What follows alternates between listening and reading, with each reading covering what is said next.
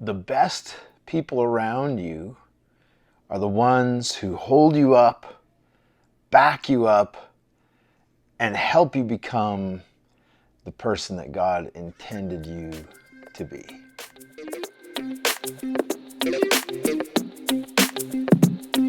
I'm going to change it up a little bit this week. I'm not reading from one of the Gospels. I'm not reading from one of the readings in the New Testament. I'm actually going to back us up all the way back to Exodus, and that's the second book in the Bible where we hear about characters you probably recognize, like Moses and Pharaoh, Joshua, some of these famous characters from the Jewish Bible, what we call the Old Testament. So here we go, a reading from the book of Exodus. Then Amalek came and fought with Israel at Rephidim. Moses said to Joshua, "Choose some men for us. Go out, fight with Amalek. Tomorrow I will stand on top of the hill with the staff of God in my hand." So Joshua did as Moses told him and fought with Amalek, while Moses, Aaron, and Hur went up to the top of the hill. Whenever Moses held up his hand, Israel prevailed. And whenever he lowered his hand, Amalek prevailed. But when Moses' hands grew weary, they took a stone and they put it under him, and he sat on it. Aaron and Hur held up his hands, one on one side, the other on the other side, so that his hands were steady until the sun had set. And Joshua defeated Amalek and his people with the sword. The word of the Lord.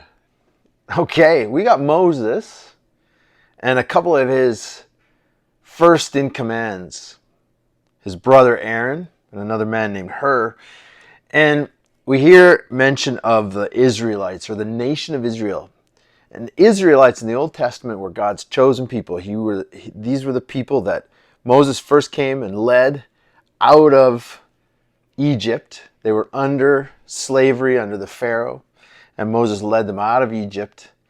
And the struggle continued, but God stuck with his people Israel. He promised to them, he says, "You are my people and I will be your God."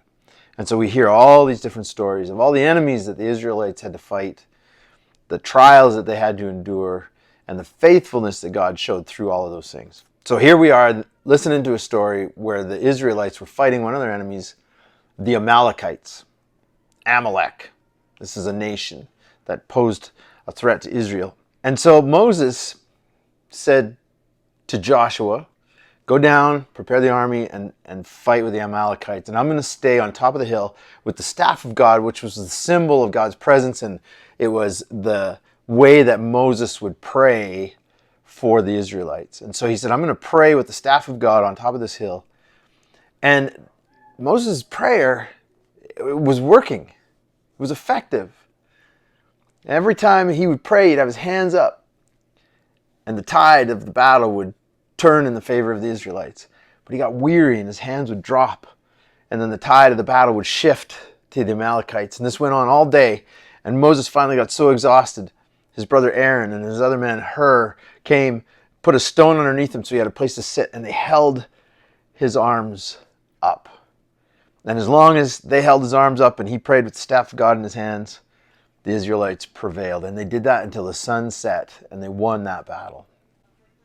This is such a good picture of the people that we should surround ourselves with. The best people around you are the ones who are going to hold you up. They're literally going to be there with you through your struggle. They're going to lift you up. They're going to pray with you. They're going to hold your arms while you're too tired to stand. That's what a good friend should be.